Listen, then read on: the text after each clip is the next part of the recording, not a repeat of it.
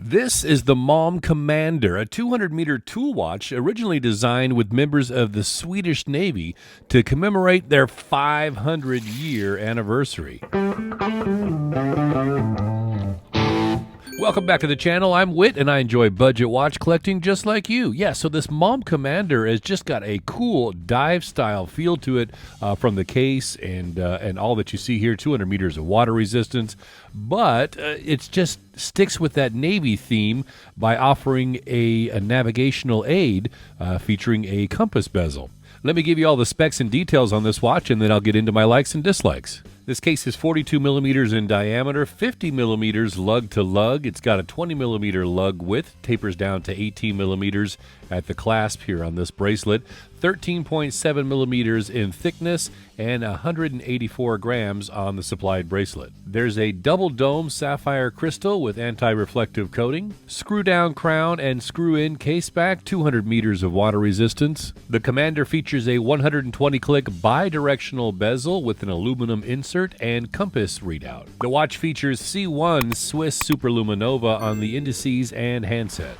The Commander is running the NH35 automatic movement from Seiko, beats at 21,600 vibrations per hour, 24 joules, about a 41-hour power reserve. It features hacking, automatic and hand winding, and a stated accuracy of -20 to +40 seconds per day.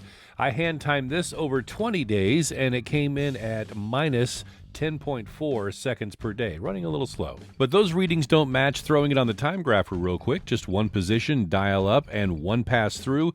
You see it's coming in at -1 second per day. Nice amplitude of 285 degrees and 0.1 milliseconds for beat air. As I mentioned, the MALM Commander was designed with members of the Swedish Navy to commemorate their 500-year anniversary. Isn't that crazy? One of the oldest navies in the world.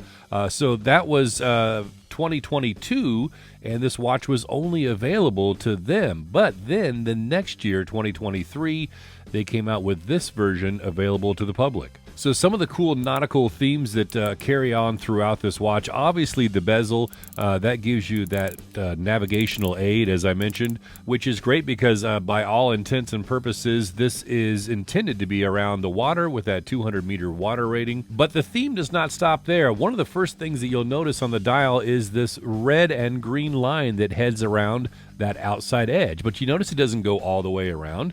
No, you're wondering, why does it go the way it does? Well, that's because the spread of a lantern on a boat or a ship, so the vessel is visible, needs to be 112.5 degrees. So that's what you have here on the watch, a nice representation of those bow lanterns. Red for the port side and green for the starboard side. The caseback features a 3D embossed compass rose inspired by various compasses found on old Swedish ships. And they've included an anchor on the crown, the symbol of the Swedish Navy.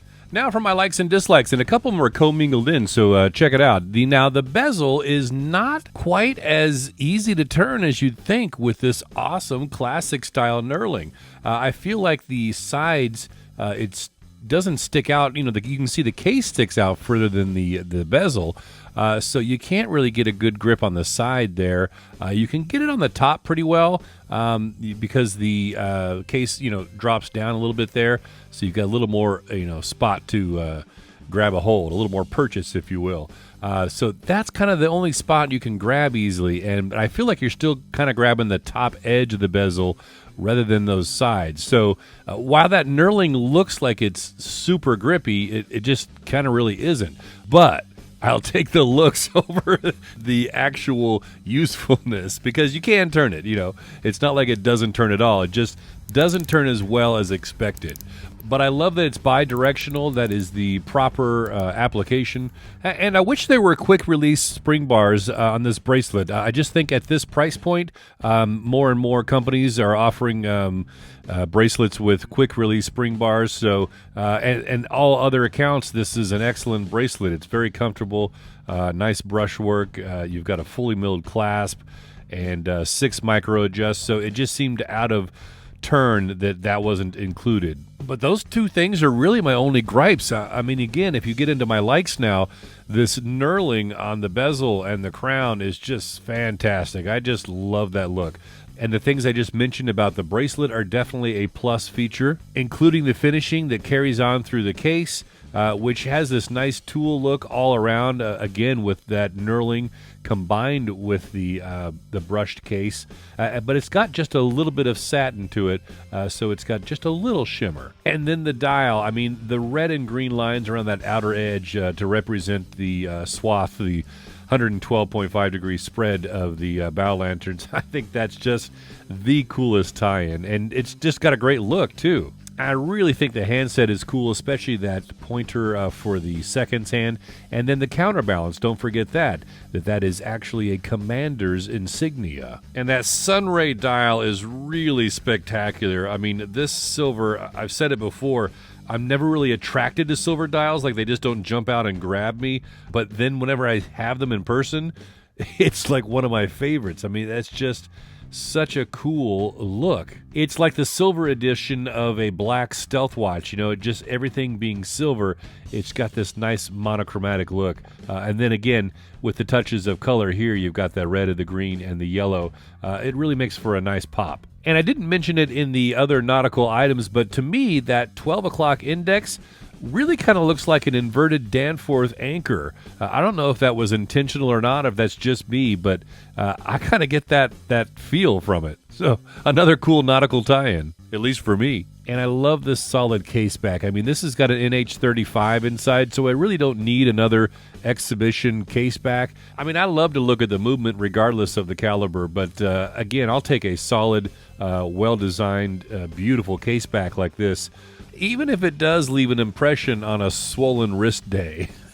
And this strap, it's sold separately, available on their website, but I highly recommend it. I mean, it's just premium leather, and it's got such a comfortable feel to it. It's very rigid, but you know, soft and durable. So it like feels like it's a secure part of the watch, and I think it really kind of complements this watch as well. And I'm a bracelet guy, so yeah, if you like leather, I highly recommend adding this to your purchase. So the MALM Commander comes in a premium wooden box. It's got a nice glossy piano finish to it.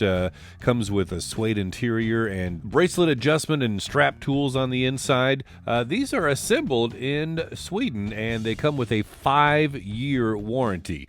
Now the price runs about $575 US on the day of this recording, but know that the prices are set in Swedish krona, so that price will fluctuate. So if you want a deal, maybe you kind of watch the trends for conversion rates and jump when the iron's hot. Just giving you an example, when I priced this a few weeks ago during the unboxing video, it was around $547 US. And be on the lookout for discounts that are available right on their website. It's so nice to see a well-built tool watch that is specific to its functionality and stays in character. This has just got all the looks and feels and definitely the functionality. Well, if you made it this far into the video, that means you probably liked it. Do me a favor and give me a thumbs up if that's the case. And maybe watch this video next. I'm Whit, with so many watches, so little time and money.